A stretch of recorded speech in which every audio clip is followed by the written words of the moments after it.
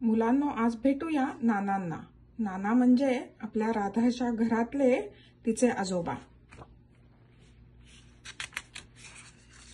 राधाच्या आजोबांना सगळे नाना म्हणतात. राधा मात्र त्यांना साखर नाना म्हणते. साखर नाना राधाला रोज कढी साखरेचे खडे देतात. एक खडा हळूच आपण खातात. मग आजी ओरडते, पाहतीये मी पाहतीये. रोज सकाळी साखर नाना आणि राधा झाडांना पाणी घालतात. पानांशी आणि फुलांशी खूप गप्पा मारतात. दोघं मिळून मीनाईला भाजी निवडून देतात. गोड गोड मटार नुसताच गट्ट करतात. जेवताना साखर नाना राधाला भरवतात. म्हणतात, चिऊचा भात, काऊची पोळी, जेवा चला पटकन, शहाणी माझी बाळी. दुपारी झोपताना राधाला साखर नाना जवळ लागतात. पण गोष्ट सांगता सांगता आधी तेच झोपून जातात.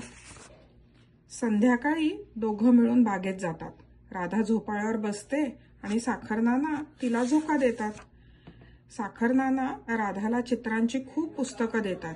पुस्तकं खराब केली की डोळे वटारून बघतात. पण साखर नानांच्या टेबलाच्या खणात जर का राधानं हात घातला तर मात्र तिचा कान पकडून तिला रागवतात.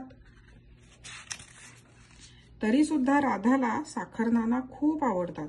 लपंडाव खेळताना तेच गोज्या होतात. खेळून झालं की साखर नाना पलंगावर झोपतात. म्हणतात, राधाबाई दमलो बुवा, पाठीवर पाय द्या बरं. अशी साखर नानांशी राधाची गट्टी जमते. रात्री राधाला मांडीवर घेऊन साखर नाना चांदोबाच्या गोष्टी सांगतात.